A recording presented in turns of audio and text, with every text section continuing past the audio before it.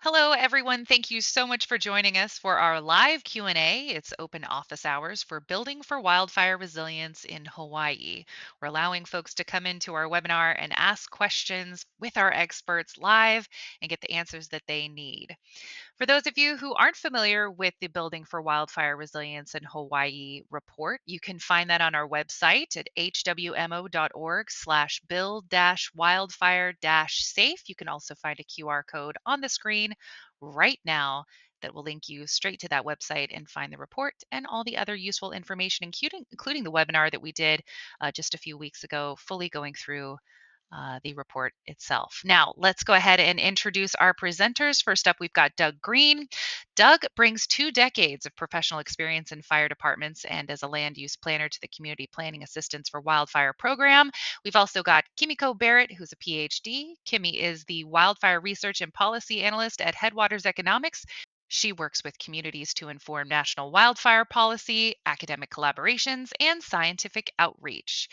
So let's get straight to it. It's time for your Okay, questions. great. Our next question comes in from John. He says, thanks so much for holding the meeting.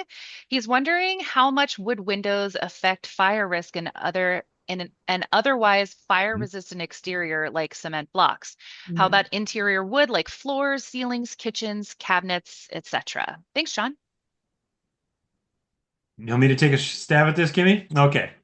So the issue with windows is if a window fails, then we have embers and potential flame impingement on the interior of a structure. And that's where the combustible fuel packages are, the couches, the drapes, the carpet, anything else that's stored in there. So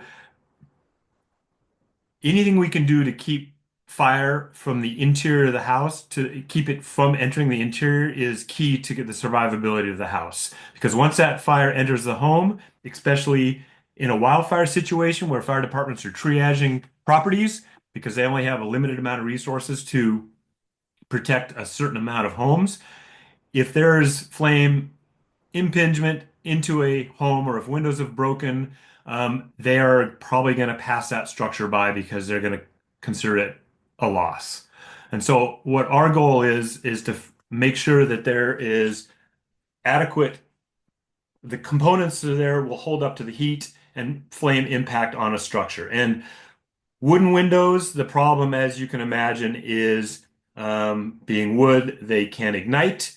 And once those wood windows ignite, the glass then falls out of those windows, and you have an entry point for embers and for flames. And so, no matter what you have inside that house, if it's wooden cabinets, even if it's not, even if there are fire sprinklers, interior fire sprinklers, residential sprinklers inside a house, when you have windows that fail, you will still lose that home in most cases. So that is why, we try to, the windows are the big piece of this is finding ways to keep not only the windows from failing, but to keep the window frames from failing. And that involves, tempered glass in there so it doesn't fail at the temperature change. It involves window frames that aren't combustible and are not vinyl because vinyl will melt and warp and you'll lose that glass in there.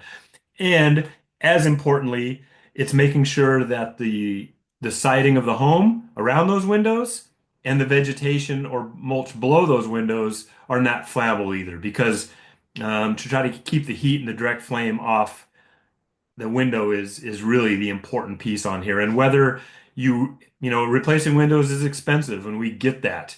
And so if you can't replace the windows and you have wooden windows, it's super important to get rid of any type of vegetation around those windows that can produce heat, making sure that the walls below those windows will not ignite. Maybe look at getting shutters that during a wildfire event or a storm event can be closed over those windows to keep heat from hitting that glass and causing it to distort, to break.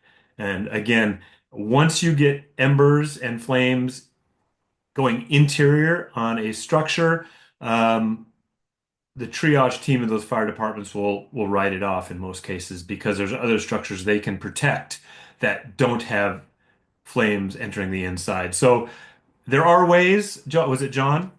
Hmm. Yeah, there are ways to kind of mitigate without replacing entire windows. There's ways to do it. that doesn't cost the amount of money to replace entire windows, but you just got to be really strategic in how you do that. Um, this is such a fun question, John. Thank you for asking it because it really makes Doug and I think about, and I like to say like geeking out on this type of stuff. And so everything Doug said is totally right. And I would break it down into almost like a physics question. And so what they look at with the window, as Doug noted, is say you have the wooden frame, is the potential for the frame itself to ignite. And in that case, the glass would fall out and then it would allow for direct interior flame impingement, as Doug noted. And so the inverse of all of that is that it would not be the frame that would break and fail first, but the actual glass pane. And so that's why they are requiring in places like California and elsewhere, not only is it dual paned, but both of the panes, one or more of those panes, has to be tempered with the explicit purpose of being able to withstand prolonged intense heat.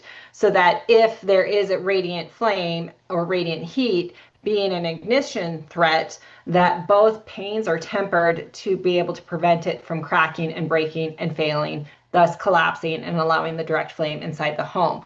The wooden features of the inside your home, like your ceilings, your cabinets, that is not going to be your priority in terms of trying to prevent the home from burning from an exterior ignition exposure source. You're looking at how embers, direct flame, and radiant heat can threaten your home.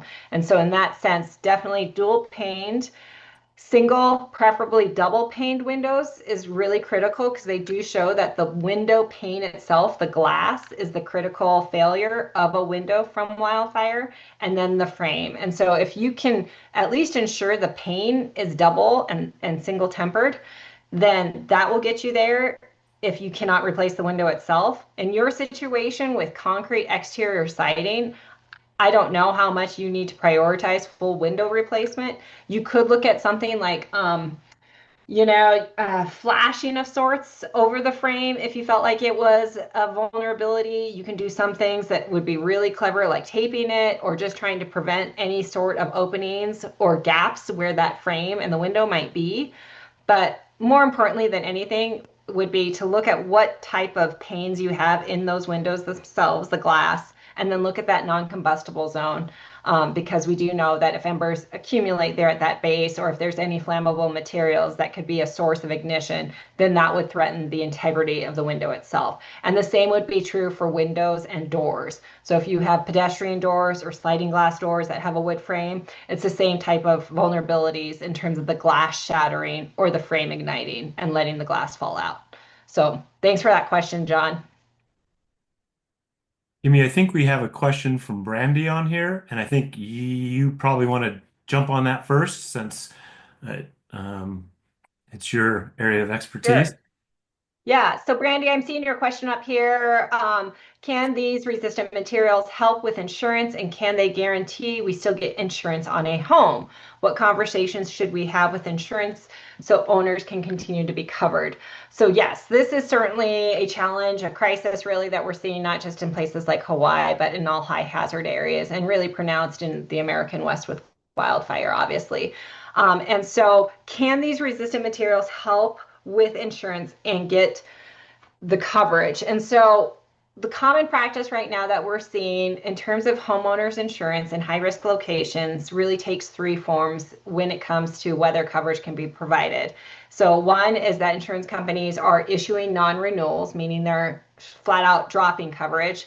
The next one is modifying the coverage items. So essentially the policy itself is being modified and amended and being reduced so that not enough coverage is provided at the premium rate. And then the third one is to increase the premium rate itself.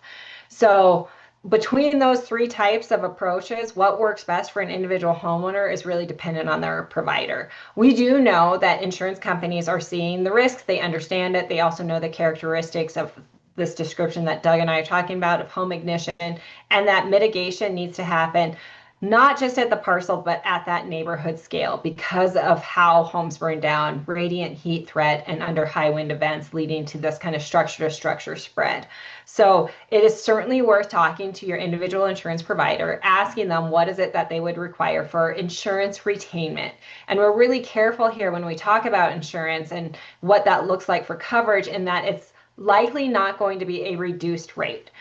What is more likely to occur is that they will agree to retain your coverage for 1 more year if you promise to reduce and mitigate your structure and property risk. And so they'll want to see vegetation management, they'll want to see defensible space, they'll want to see a non-combustible zone, and they'll want to look at these vulnerabilities to the home themselves that Doug and I just talked about. So if you can explain that I've cleaned the gutters on my roof, I've looked at my roof valleys, I've taken any flammable materials on and below my deck off, I've ensured that vegetation is managed. These little pieces can go a long way to holistically bring down your risk profile so that the insurance providers feel encouraged and feel assured that you have done everything you can to reduce your risk. It really is a case by case basis right now. And very importantly, if you find that multiple homeowners in your neighborhood are under the same insurance provider, talk to them and see if you can collectively make that argument to your insurance provider to continue to provide you coverage. There's lots of different models that are being scaled up at a community and county scale here, in places like California and elsewhere, but they become pretty complicated when you're trying to bring it down to an individual parcel level. So Brandy, I don't know how much we helped you with that, only to let you know that you're not alone in trying to figure this one out with your insurance companies. And I did want to just briefly add for those of you who are watching in the future on YouTube, we're going to also be providing a link that HWMO's Lyndon provided for United policyholders. You will find that in the link description. So if you need help with United policyholders, that link will be in the description. We have another question. Doug, do you want to take this one? Sure, I think it's from Richard. It's any way to prevent embers from leaking through soffit vents besides screens. And again, when Kimmy and I talk about really the big vulnerabilities in structures, vents are a huge one because historically, that is where embers have entered into attic spaces, etc. And we know what is usually stored in attics, or they've entered directly into homes through vents like that. And so, you know, we do recommend screens, at least 1/8 inch or smaller. 1/16 inch is even better. And I guess to answer your question, Richard, research has shown that embers that enter the screen that size or smaller do not contain enough heat to actually ignite combustible materials inside that attic. That's why that screen size is picked. So you can still, obviously, building code and a lot of other reasons, you still need ventilation into that attic space. But if you can get vent size, like I said, an 1/8 inch or a 1/16 inch, those embers just don't hold enough heat to ignite anything. And so there are ember resistant vents. There's other vents you can replace those with, and they're very effective. They can be expensive to do that. But again, the most cost-effective way and the most really effective way when it comes to reducing the risk of embers entering your attic is through non-corrosive screens that are placed in those vents to keep any embers above a certain size that hold enough heat from entering that vent space. And like I said before, once fires enters the attic and ignites in the attic, in most cases, the home becomes a total loss. Mm-hmm. Anything I missed there, Kimmy? Okay. That's a good Yeah. one. All right, our next question comes in from Cody. He says, Mahalo for hosting the workshop. Hope this question isn't too off topic. We're working on various planning projects with the Department of Hawaiian Homelands, many in very rural areas with limited infrastructure. Emergency vehicle access is critical, and during heavy rains, the roads often wash out and become difficult to maintain. They almost turn into gulches. Since long-term upkeep will fall to the homestead associations, do you have any advice or resources on community-based strategies for maintaining these roads for fire access and keeping fire breaks effective, especially low effort and high impact approaches? Yeah, that's a big question. We run into similar things in the American West where a lot of our rural roads have um, culverts under them, bridges, sometimes made out of old railroad bridges, just different ways people have have tried to get access into areas that wash out during flood events that are not adequate to get when you have a fire department water tender that weighs 60,000 pounds. These bridges are not made or designed to hold that. So you end up having a lot of folks who live in these rural areas who do not have, fire departments cannot get there after storm events. We ran into this down in California with a tribal community we're working with down there, where after a big spring thaw, all their roads washed out and they had no way to get emergency access or emergency responders into, whether it be fire or medical responses into those areas. And I don't know if I have an answer for you. It becomes tough because nobody wants to take responsibility for that in a lot of cases. A lot of the municipalities sometimes won't or don't have the funding to maintain those roads adequately, especially after storms. And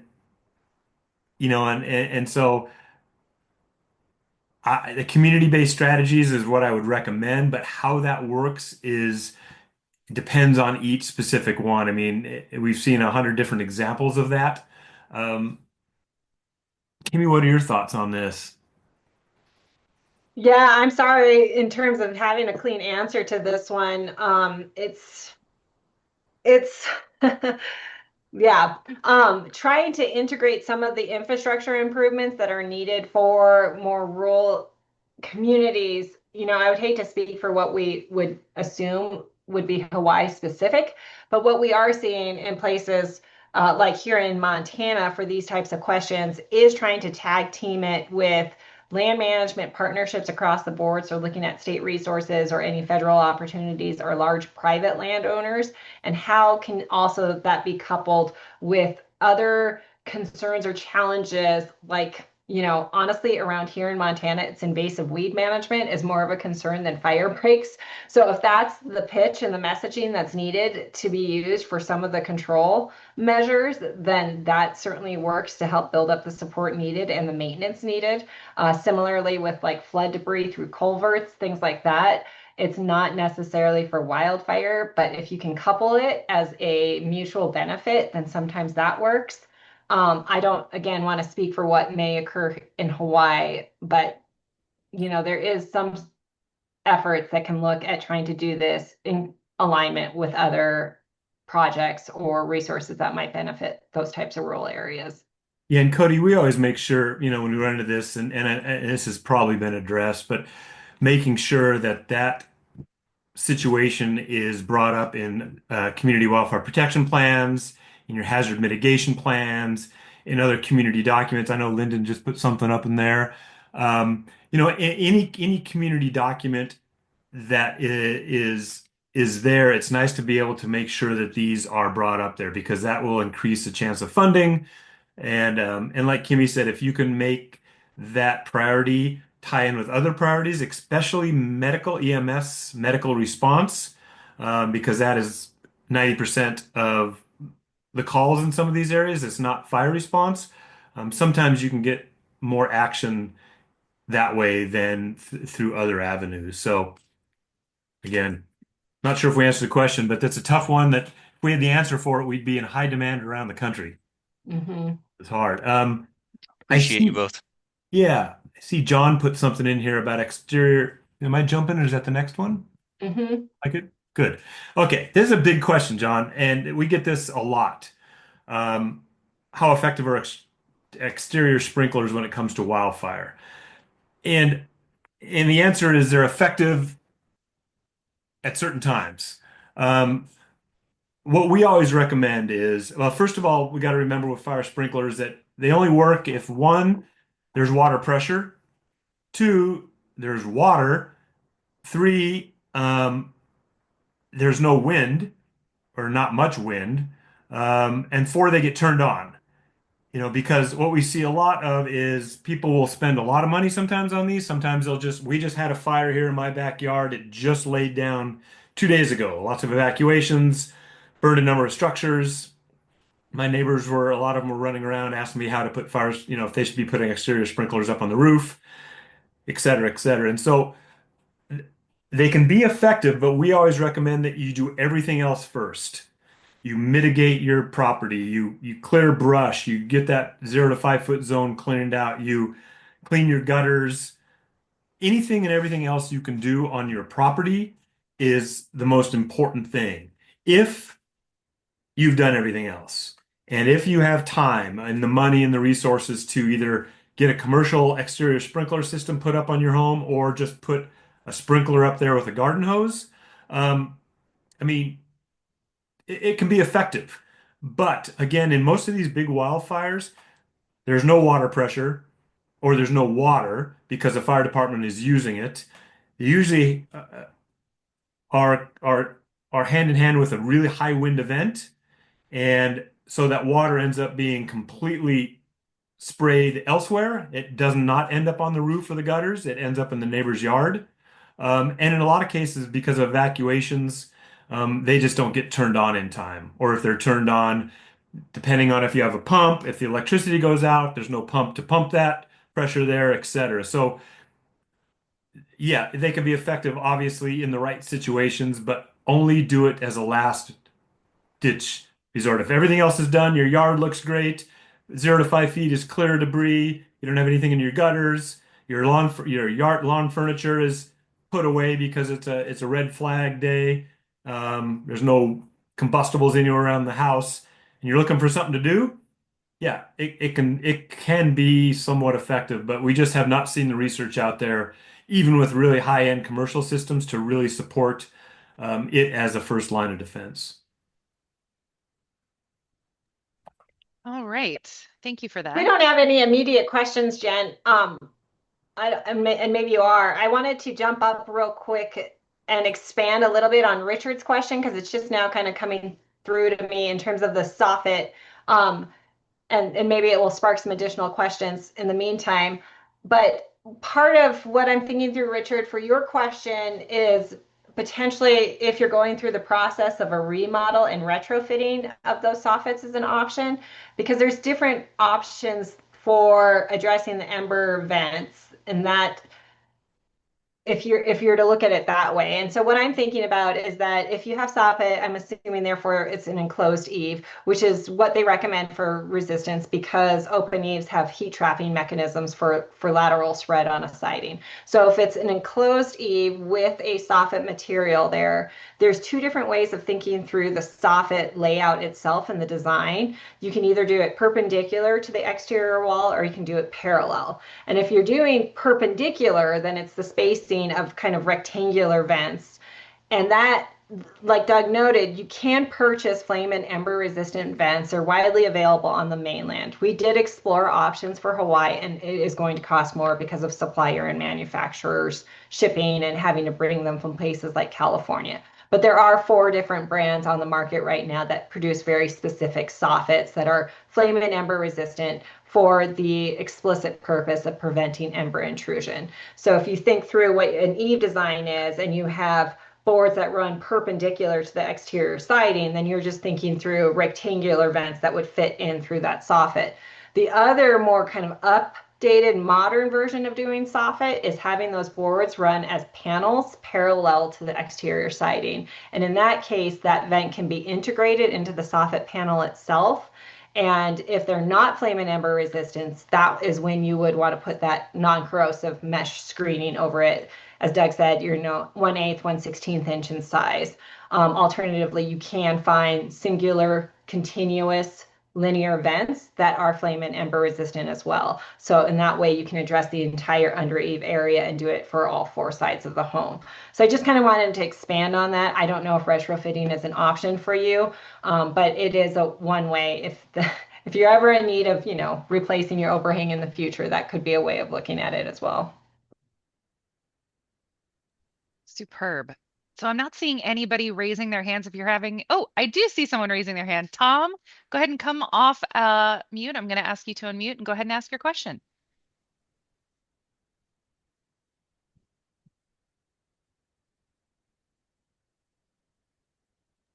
You should be able to speak. There you go, Tom.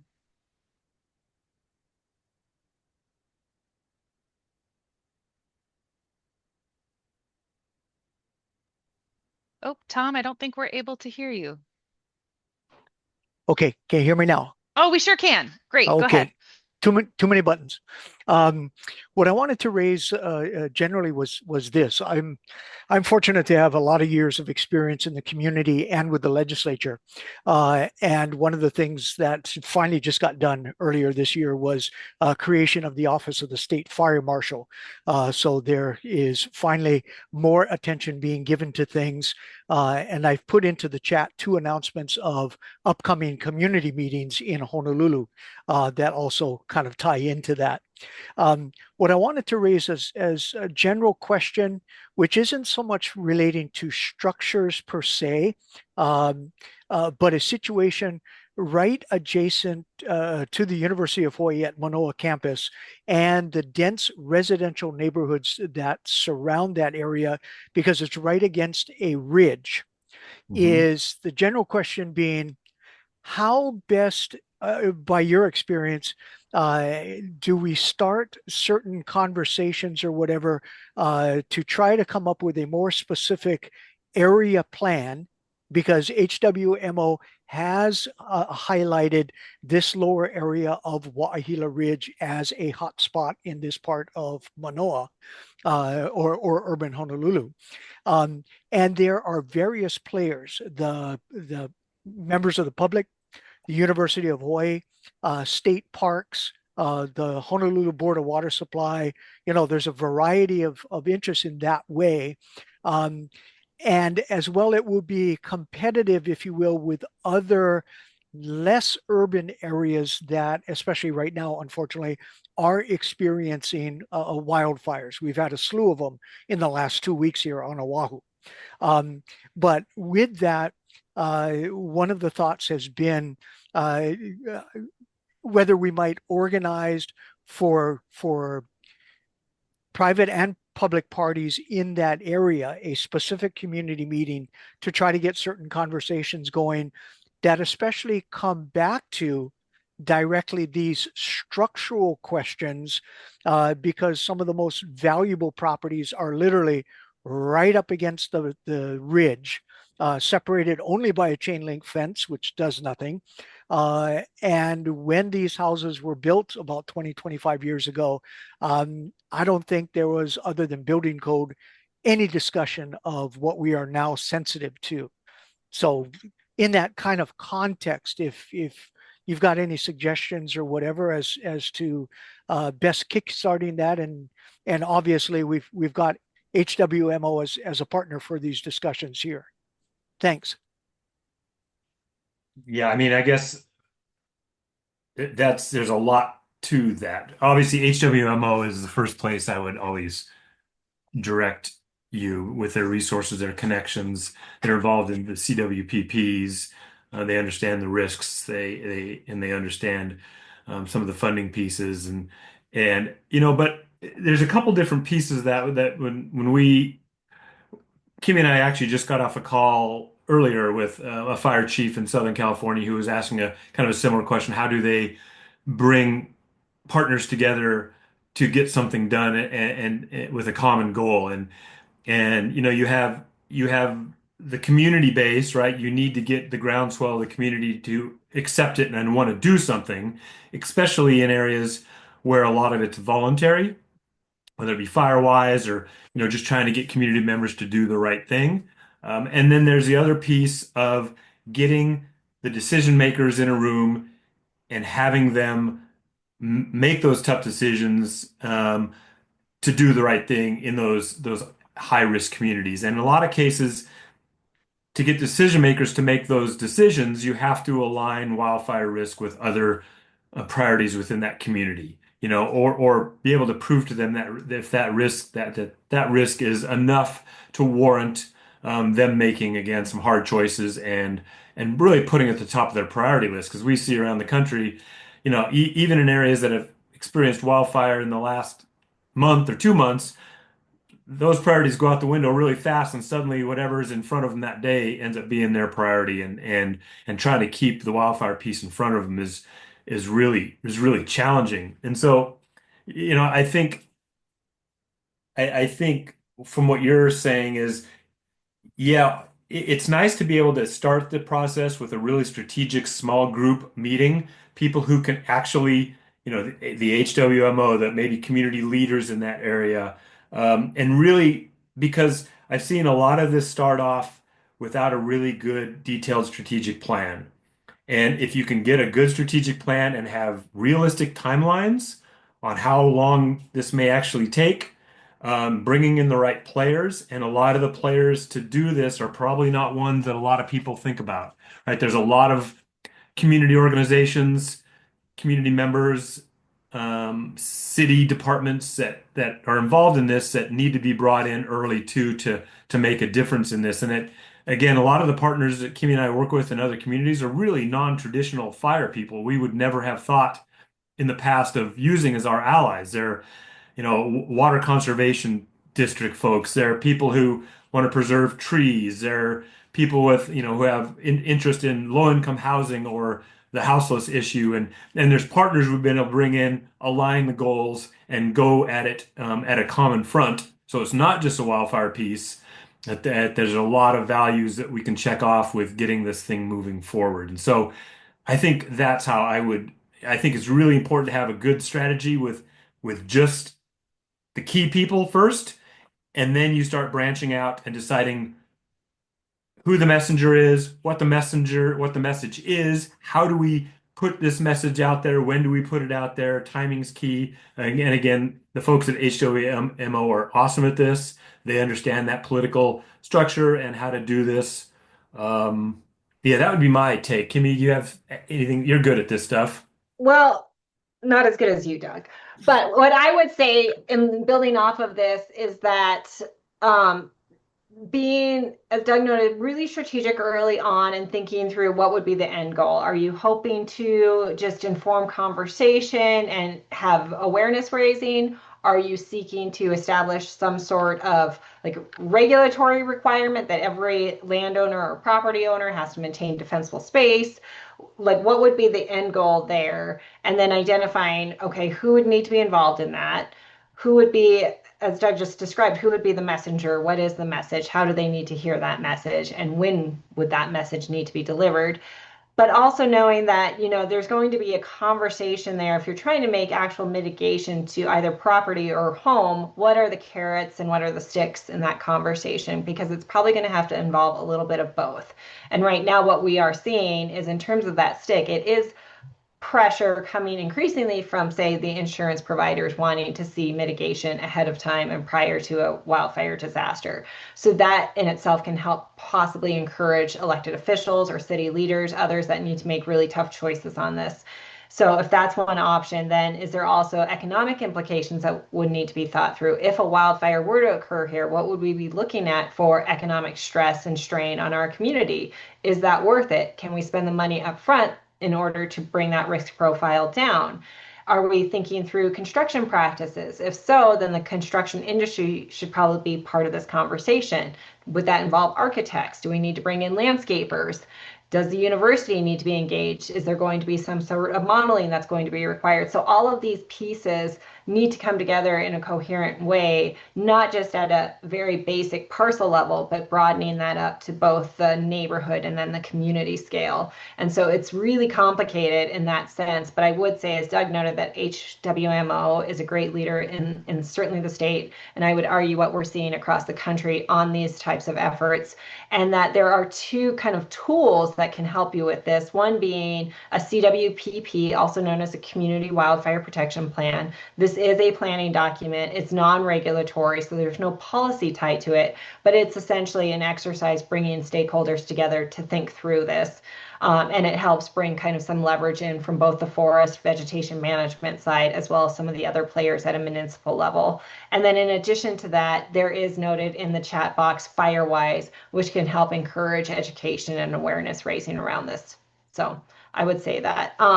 The other thing I would note here, I did want to return to a question from John early on before we move forward, but I see Brandy has a question too. Jen, I don't know how you want to field additional questions.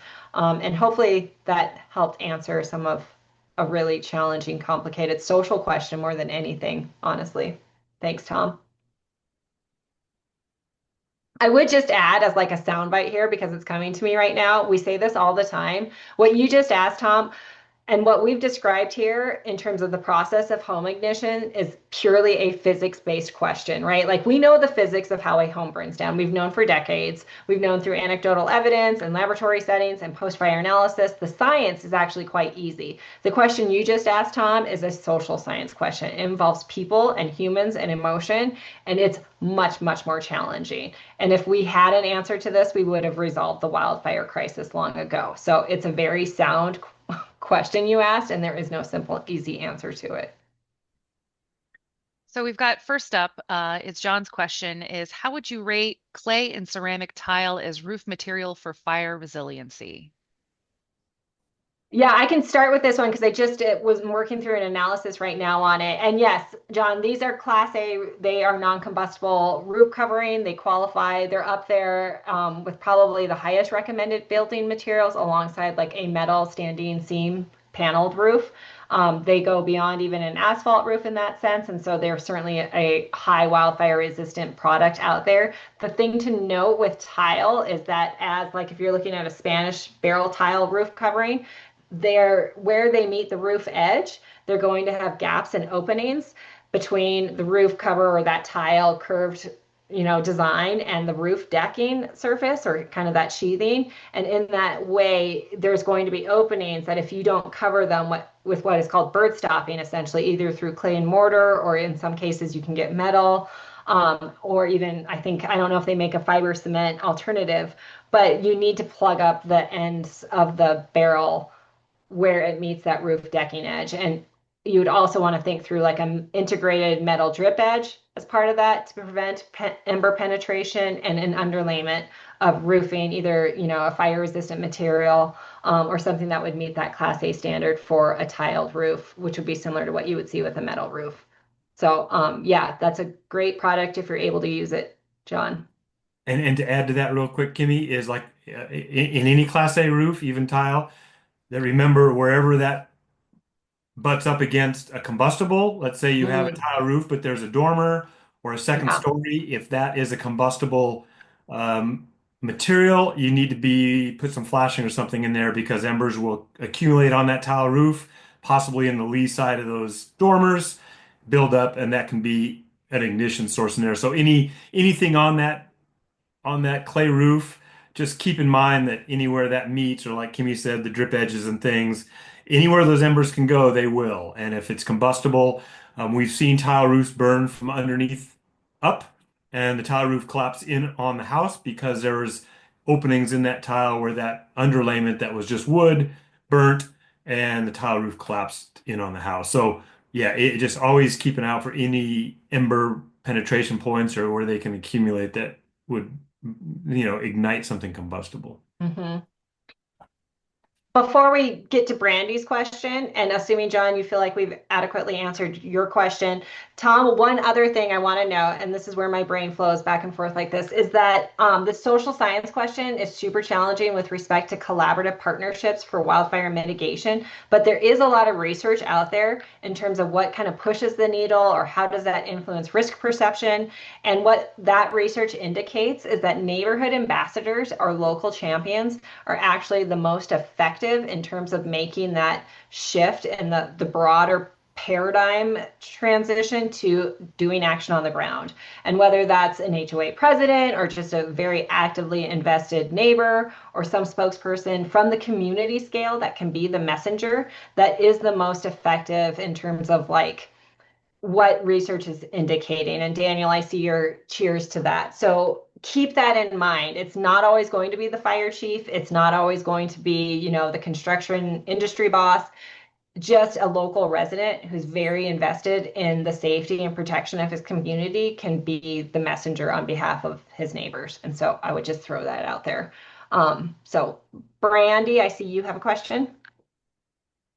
Yeah, no, it was more of a comment that you guys had mentioned, you guys were talking about earlier, is definitely having the arch. And so, just so you know, I am Brandy Kadroi with Kadroi Construction, so I am in the construction world, and this is you're definitely preaching to the choir, telling homeowners all the time these are the things that they need to do, these are the materials that they need. But it can be a hard sell sometimes because it's so much more.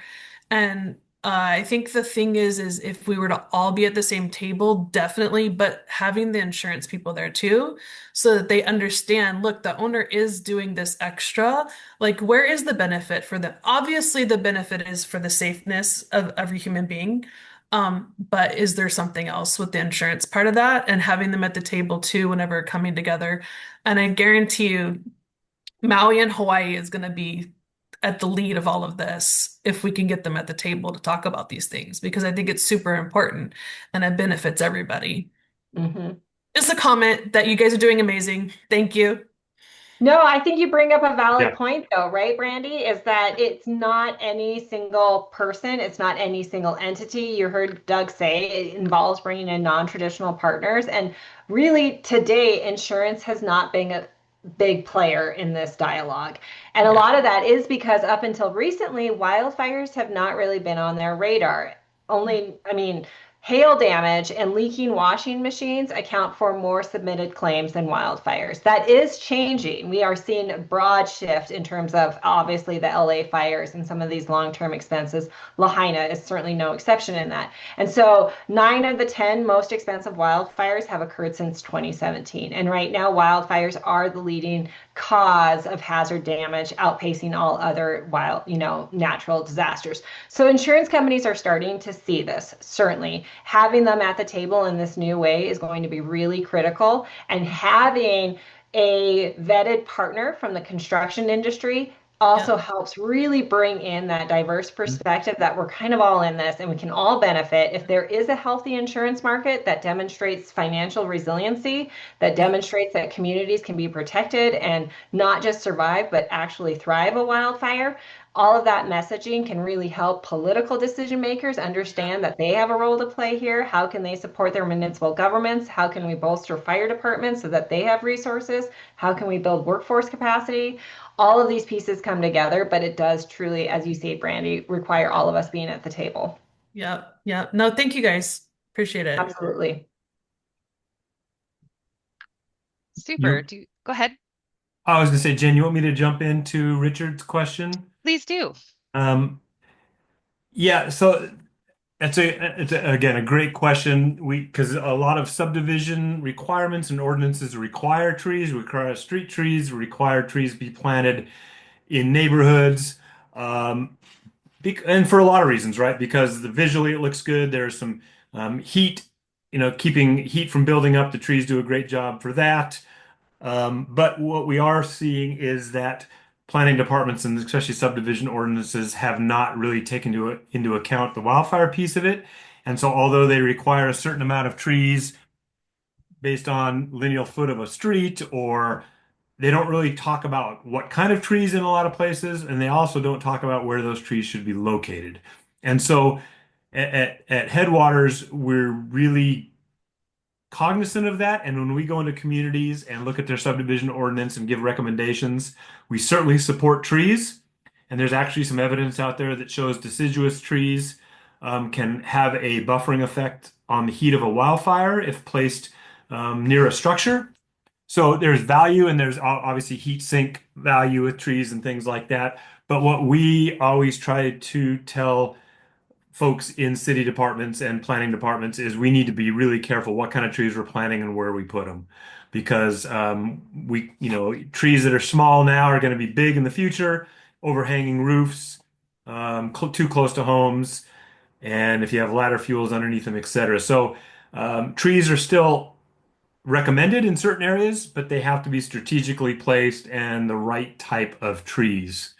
And when you talk about recommended height limitations real quick, there's no real height limitation that we recommend. We obviously don't want them too close to a roof. And the bigger piece in here is we get people pushing back a lot saying, well, we don't want to cut our mature trees down.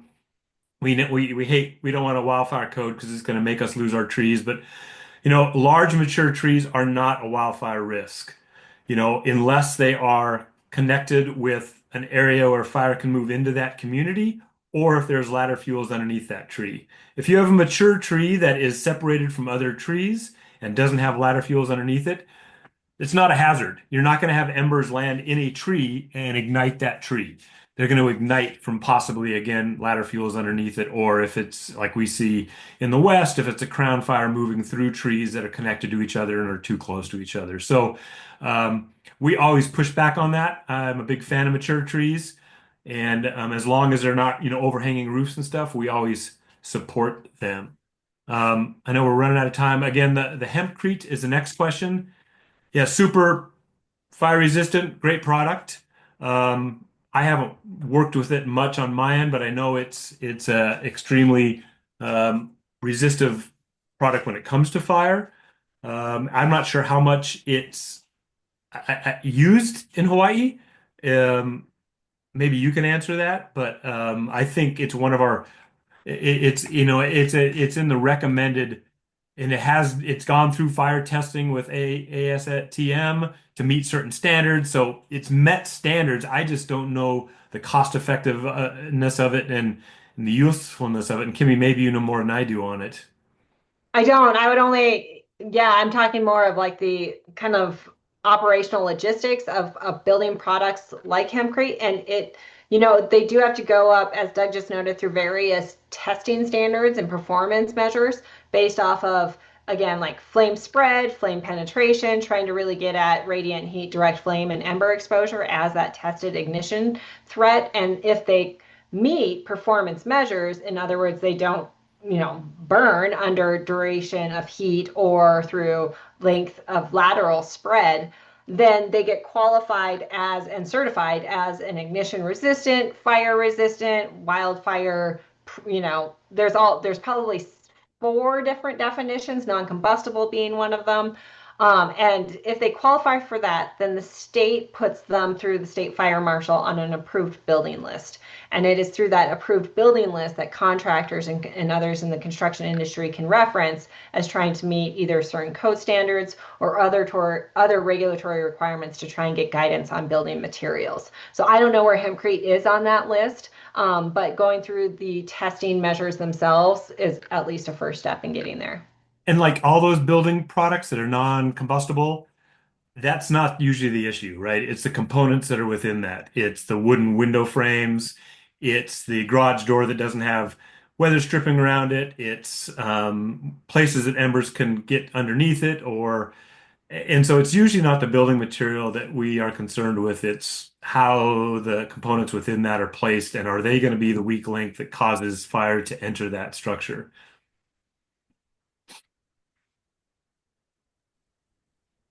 All right. Looks like we have time for maybe one more quick question. Does anybody want to raise their hand and ask a question or ask one in the chat? If not, we can go to one of the ones that was asked over email. Okay, the one that was asked over email is, what is the most cost-effective upgrade that you can make that will make the biggest difference now? So they're looking for quickest and most cost-effective that they can implement right now to really improve their wildfire safety. Doug and I will say the same answer, so I'll let him There go you first. go. Go ahead. Yeah, so non-combustible zone. If you only have so much money and you're looking for the biggest bang for your buck, would be to look at your 0 to 5 foot and replace your mulch, or to address what would be flammable surface area in that exterior wall extending out 5 feet. And if you can remove flammable materials or again replace mulch or vegetation, that's how you can reduce exposure, primarily through embers, but it really goes a long way in bringing over, down again that risk profile to the home itself. If there's other things that you can do with a limited budget, it's very simple things like look what's on top of your lanai or below it. If you have any sort of flammable surface areas on the deck, clear them off, relocate them, remove them, including what's underneath. Look at your roof valleys, look at your gutters, try and clear those out and replace them. And then the eaves and the vents are another big one. And if you can look at the options of applying mesh screening to those exterior vents, that will limit the potential for ember intrusion. So what do you think, Doug? Yeah, so 0 to 5 feet for sure. I mean, you could have a combustible siding on your structure. You could not meet any of the other mitigation standards we recommend, but if you keep that flame from impinging on the side of that house, if you can keep that heat away from that house, there's a good chance your home may survive that if you're not, if you, again, trying to keep any wick from bringing fire to the home is the key here. And like Kimmy said, that 0 to 5 feet, the debris out of the gutters, the debris off the roof, the debris off the deck. Even if you don't replace the deck, if you can keep anything where if an ember lands, I always try to tell people that if I'm on vacation and a wildfire happens and drops embers on my home and around my home, where is it going to catch fire and ignite my home if there's nobody here to put water on it? Right? And if I can get that 0 to 5 feet non-combustible and have everything else kind of dealt with, then I have a decent chance of surviving that fire. Mhm. Superb. Well, we wanted to let everybody know how thankful we are that you took the time to join us during your lunch hour today.